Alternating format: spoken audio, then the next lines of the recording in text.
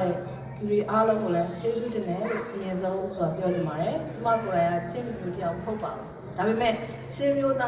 းနေ့သမိုင်းကြောင်းတွေချင်းလူမျိုးတွေရဲ့သမိုင်းကြောင်းတွေအများကြီးဖတ်ခဲ့တဲ့အခါမှာချင်းလူမျိုးတွေရဲ့ခိုင်မာတဲ့စိတ်လက်နဲ့ဒီပေါ်မှာထားတဲ့မျက်နှာတံမိုးထားမှုတွေကိုအများအားလေးစားအားကြနေရတယ်ဆိုတာဒီကနေပြောချင်ပါတယ်ဘာဖြစ်လို့လဲဆိုတော့ချင်းမျိုးသားချင်းပြည်နယ်ကလူမျိုးတွေအကုန်လုံးကိုချင်းပြည်နယ်ဒီသွားကြည့်စရာမလိုပဲနဲ့တော့ခုဒီမှာကြည့်ရင်မြင်ရပါတယ်နော်ဝေးနိုင်ငံမှာကြည့်ရင်လည်းမြင်ရပါတယ်လွန်ခဲ့တဲ့98နှစ်ချင်းမျိုးသားညီလာခံမှာဘိုးဘွားကောင်းဆောင်ကြီးတွေကပရိသေစနစ်ကိုအဆုံးသတ်ပြီးတော့ဒီမိုကရေစီကျင့်သုံးမယ်ဆိုပြီးတညီတညွတ်တဲ့ဆုံးဖြတ်တဲ့ဒီနေ့ကိုချင်းမျိုးသားနေ့အဖြစ်နဲ့သတ်မှတ်ပြီးကျင်းပတယ်လို့ဖတ်မှတ်ခဲ့ရပါတယ်အရှိရဒီမာလေးတယောက်လည်းပြောသွားတာတွေ့ပါတယ်ဆိုတော့ဒီဟာကိုသိတာကြည်တာလည်းချင်းလူမျိုးတွေကကျမတို့ဒီနိုင်ငံလုံးအတူတူစီအမိုင်းတစ်ခုရှိခဲ့တယ်လို့သိတာစေပါတယ်ချင်းလူမျိုးတွေကလွန်ခဲ့တဲ့98နှစ်ခရဲကဒီမိုကရေစီလမ်းစာကိုရှာဖွေတွေ့ရှိနေခဲ့တဲ့သူတွေဖြစ်တယ်လို့ပြောလို့ရပါတယ်အခုကျမတို့မိဘညီကိုမောင်မတွေအားလုံးသိကြတဲ့အတိုင်းပဲကျမတို့ရင်ဆိုင်နေရတဲ့အမှန်တရားတစ်ခုမြန်မာပြည်မှာရင်ဆိုင်နေရတဲ့အမှန်တရားတစ်ခုရှိပါတယ်အဲ့ဒါကစစ်အာဏာရှင်စနစ်ပြုတ်ကျသွားမှကျမတို့အားလုံးတကယ်ငြိမ်းချမ်းမှာဆိုတဲ့အမှန်တရားတစ်ခုပါအဲ့တော့ဒီစနစ်ဆိုတာကျမတို့တူနေတဲ့ဘုံရန်သူဖြစ်ပါတယ်ဒီအာဏာရှင်စနစ်တည်ရှိနေလို့ကျမတို့ရဲ့လူလက်ခွင့်တွေကိုယ်ပိုင်ပြဋ္ဌာန်းခွင့်တွေအချိန်မရွေးဖိနှိပ်ဖျက်ဆီးခံရမှာဖြစ်တယ်အဲ့တော့ဒီစနစ်ဆိုကိုပြီးတိုင်းတိုက်ထုတ်ဖို့မှာကျမတို့ရဲ့တာဝန်သမိုင်းရပေးလာတဲ့တာဝန်တစ်ခုဖြစ်တယ်လို့မှတ်ယူဖို့လိုပါတယ်အဲ့ဒီချက်မှာကျမဥပမာလေးတစ်ခုပေးချင်ပါတယ်ကိုယ်တိုင်လည်းမျိုးသမီးဖြစ်တယ်လို့ချင်းပြည်နယ်နဲ့ပတ်သက်တဲ့အထက်မှာလှပတဲ့အမှတ်သားတစ်ခုဖြစ်တဲ့တောင်စလက်ပန်းတွေကလည်းသင်ခန်းစာယူကြည့်စေတယ်ဘာလို့လဲဆိုတော့တောင်စလက်ပန်းတွေကအပွင့်တပွင့်ချင်းပွင့်ကြပါသူတို့တွေကအစုပ်လိုက်ခိုင်းလိုက်ဆူဆီးပြီးတော့ပွင့်မှာဟိုလှတဲ့ပန်းတွေဖြစ်ကြတယ်တောင်စလက်ပန်းတွေကအအေးကြံတဲ့လေပြင်းတန်တွေလည်းကောင်းကောင်းခံနိုင်တယ်လို့ကျမကြားခဲ့ရဖက်ခဲ့ရဘူးလေအဲ့လိုခံပြီးပွင့်လန်းပြီးတော့လှကြတဲ့ပန်းတွေဖြစ်တယ်အဲ့တော့ကျမတို့တိစောက်တဲ့နိုင်ငံအစ်စ်ကလည်းအဲ့ဒီတောင်စလက်ပန်းအခိုင်ကြီးတွေကိုပြည်ရင်းပြည်ပကထောက်ဝက်ကူညီနေကြတဲ့သူတွေညီပြတ်တောင်ပေါ်မှာအတူတူတိုက်ပွဲဝင်နေကြတဲ့သူတွေဒီမတူကွဲပြားတဲ့မျိုးနွယ်စုတွေအင်အားစုတွေကမိမိတို့ကိုယ်ပိုင်အယောင်အသွေးတွေနဲ့တညီတညွတ်တဲ့ပေါင်းစည်းပွင့်လန်းကြမှမျော်လင့်နေတဲ့ငြိမ်းချမ်းတဲ့လွတ်လပ်တဲ့တရားမျှတတဲ့နိုင်ငံတရားမျှတတဲ့အနာဂတ်ကိုပိုင်ဆိုင်နိုင်ကြမှာဖြစ်တယ်။စီလုံးချင်းမရှိပဲနဲ့ကျမတို့လိုချင်တဲ့ပန်းတိုင်ရောက်ဖို့ဆိုတာမလွယ်ပါဘူး။အဲ့တော့လက်ရှိရောက်ရှိနေကြတဲ့မိဘပြည်သူများဆက်လက်ပြီးတော့ကျမတို့ချင်းတပ်ဖွဲ့တွေရဲ့အကြောင်းတွေကိုအများကြီးသိကြရတာဖြစ်နေပြီထင်ပါတယ်။အခုချိန်မှာဆိုရင်ချင်းဒေါ်လာရေးတိုက်ပွဲဝင်ကြတဲ့ဒေါ်လာရေးတပ်သားတွေရဲ့ကြိုးပမ်းမှုကြောင့်ချင်းပြည်နယ်မှာနေပြီး80ရာခိုင်နှုန်းလောက်စိုးမိုးထားနိုင်ပြီလို့ပြောလို့ရတဲ့အနေအထားရှိနေထင်ပါတယ်။မြို့ပေါင်းများစွာတိမ့်ပိုက်ပြီးသားရှိနေပါတယ်။ချင်းပြည်နယ်အစိုးရဒီထောင်ပြီးတော့ကိုယ်ပိုင်အုပ်ချုပ်ရေးတရားစီရင်ရေးပညာရေးကျန်းမာရေးစတဲ့လုပ်ငန်းစဉ်တွေလုပ်နေကြပြီလို့ကျမတို့သိထားရတယ်။ဒါတွေကအားသက်စရာပါ။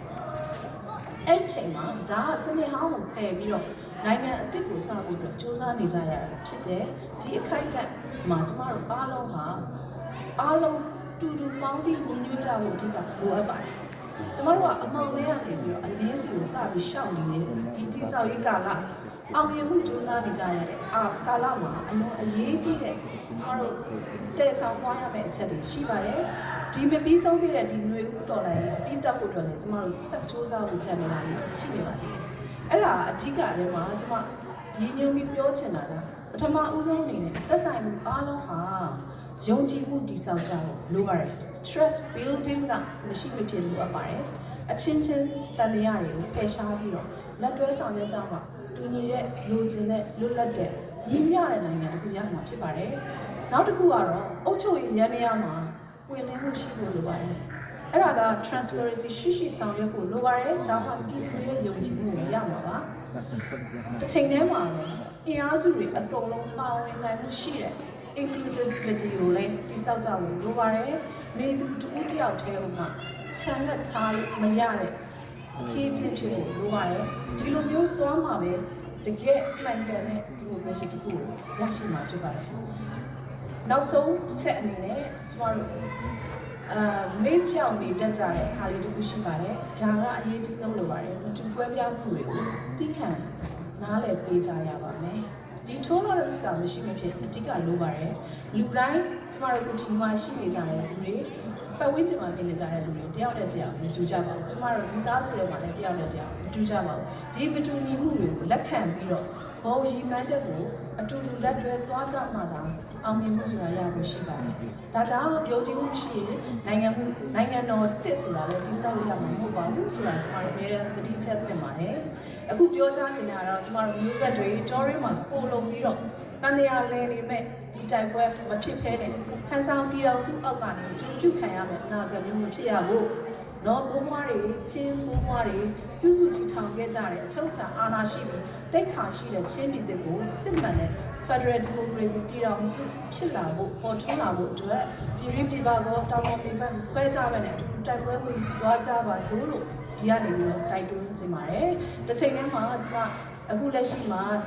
မြန်မာ CRPH Support Group Norway လို့ခေါ်တဲ့အဖွဲ့အစည်းရဲ့ General Secretary ဖြစ်နေတာဝန်ထမ်းဆောင်ပါတယ်။ Norway မှာရှိတဲ့အဖွဲ့အစည်းများတိုင်းသားတွေနဲ့ပတ်သက်တဲ့အရာအစလိုအပ်ချက်တွေအကုန်လုံးကို Norway ဆိုရနဲ့ပြောဆိုဆောင်ရွက်တာတွေဆက်ဆံဆောင်ရွက်မှုတွေအများကြီးလုပ်ပါတယ်။ဒါတွေအကုန်လုံးရဲ့အဓိကရည်ရွယ်ချက်ဟာဒီတော်လှန်ရေးနိုင်မှုအဓိကတစ်ခုလည်းဝင်ပြီးရပါတယ်။အဲ့တော့ဒီထဲမှာလည်းပဲကျမတို့နော်ဝေးမှာနေကြတဲ့မြန်မာပြည်ကနေလာရောက်ကိုလုံကြတဲ့ဒီအကုန်လုံးရဲ့ဒီလိုအပ်ချက်ကလည်းမရှိမဖြစ်ဆောင်ရွက်ရမယ့်အရာလို့သိထားပါတယ်။ဒါကြောင့်ခုကျမတို့အဖွဲ့မှာဆိုရင် online ကနေပြီးတော့နော်ဝေးစာကိုလိုအပ်လို့ရှိရင်အခမဲ့သင်ကြားခွင့်ကိုရရှိအောင်ဆောင်ရွက်ထားတာရှိပါတယ်။အကယ်၍လိုအပ်ကြတယ်ဆိုရင်ဆက်သွယ်လို့ရပါတယ်။အခမဲ့သင်ကြားခွင့်နော်ဝေးစာသင်ကြားခွင့်ရှိပါတယ်။တစ်ချိန်တည်းမှာမြန်မာစာကိုကလေးများလူငယ်များသင်ကြားချင်တယ်ဆိုရင်လည်းပဲသင်တန်းဖွင့်ထားရရှိပါတယ်ဆက်သွယ်ဆောင်ရွက်လို့ရပါတယ်ဒါတွေကတော့ကျမတို့ဒီနော်ဝေးရဲ့ sound form ထဲမှာဒီထက်ပိုပြီးတော့မြန်မာပြည်သူပြည်သားတွေအတူတူ development ပေါ့နော်ကြီးထွားဆောင်ရွက်လာဖို့လိုအပ်တဲ့အရာတွေအတွက်ဆောင်ရွက်နေတာဖြစ်ပါတယ်တစ်ချိန်တည်းမှာကျမအသိပေးချင်တာကကျမတို့မှာရှိနေတဲ့ activities တွေအကုန်လုံးကနေရရှိတဲ့အားတွေအကုန်လုံးကမြန်မာပြည်မှာလိုအပ်ချက်တွေတိုက်ရိုက်ထောက်ပံ့ပါတယ်အဲ့တော့ဒီအတူတူချင်းပါကြတဲ့ activities တွေမှာလည်းပဲပူးပေါင်းဆောင်ရွက်ပေးကြဖို့ဖိတ်ခေါ်ပါတယ်အထူးသဖြင့်ကျမတို့လာမယ့် February 28 ရက်နေ့မှာဆိုရင်တော့ဆန်းစုကြည်ရဲ့တာကင်ကအော်စလိုမှာလာရောက်တွေ့ဆုံစကားပြောဖို့ရှိနေတဲ့အခမ်းအနားရှိပါတယ်အခမ်းအနားဆိုတာတဲ့အတူတူတွေ့ဆုံစကားပြောတဲ့သဘောချင်းပါကြတာပါဒါလေးကိုလည်းဝင်ရောက်ပြီးတော့ပါဝင်မယ်ဆိုရင်ဖိတ်ခေါ်ချင်ပါတယ်နောက်တစ်ခုကကြတော့ March 26 ကနေ30အတွင်းမှာ exhibition တစ်ခုရှိပါတယ်အော်စလိုမှာexhibition လို့ပြောရင်ထန်တလန်အပါဝင်ပေါ့နော်ကျမတို့ဘုံကြခဲ့ထန်တလန်ကနေခုရခိုင်ပြည်နယ်စေရုပ်ထိဘုံကြခဲ့ခြင်းကသေဆုံးကြရတဲ့ကလေးသူငယ်လူကြီးနောက်မတရားကျင့်ခံရတဲ့အမျိုးသမီးများစတာတွေရဲ့တက်တေကံပစ္စည်းတွေကိုကျမတို့စူးစီးသိသိကြတာရှိပါတယ်အဲ့ဒါတွေအကုန်လုံးအော်စလိုမှာပြရပါမယ်အစိုးရကိုလည်းပြမှာဖြစ်တယ်လို့နော်ဝေးပြည်ကိုလည်းတိဖို့တော့ပြမှာဖြစ်တဲ့အတွက်အားလုံးလာရောက်ကြည့်ရှုအားပေးတာမျိုးသတင်းစကားဖြန့်ကြားပေးတာမျိုးလိုအပ်ပါတယ်ဒါဟာကျမတို့မြန်မာပြည်ရဲ့လိုအပ်နေတဲ့အခုမြန်မာပြည်မှာဘာတွေဖြစ်နေလဲဆိုတာကိုနိုင်ငံတကာသိဖို့ပြသမှာဖြစ်ပါတယ်နောက် impressive ရက်နေ့မှာလည်းကြံပွဲတော်ကျင်းပဖို့ရှိပါတယ်ခုနပြောသလိုပဲရရှိတဲ့အကျိုးမြတ်တွေအကုန်လုံးလိုအပ်တဲ့နေရာတွေတိုက်ရိုက်စီစဉ်ပါတယ်ဒါကြောင့်အားလုံးအတူတူပါဝင်ပေးကြဖို့လည်းဒီကနေဖိတ်ခေါ်ချင်ပါတယ်အခုနောက်ဆုံးအနေနဲ့ကျမညီကုန်းချုပ်ချင်တာကတော့ဒီနေ့ကြာရောက်လာတဲ့88နှစ်မြောက်ချင်းမျိုးသားတွေမှာဒီချင်းပြည်သစ်စီကိုတင်မြန်စွာအတူတူချီတက်နိုင်ကြပါစေလို့အတိတ်လည်းပြီးဆုတောင်းပေးပါတယ်ကျေးဇူးအများကြီးတင်ပါတယ်ရှင်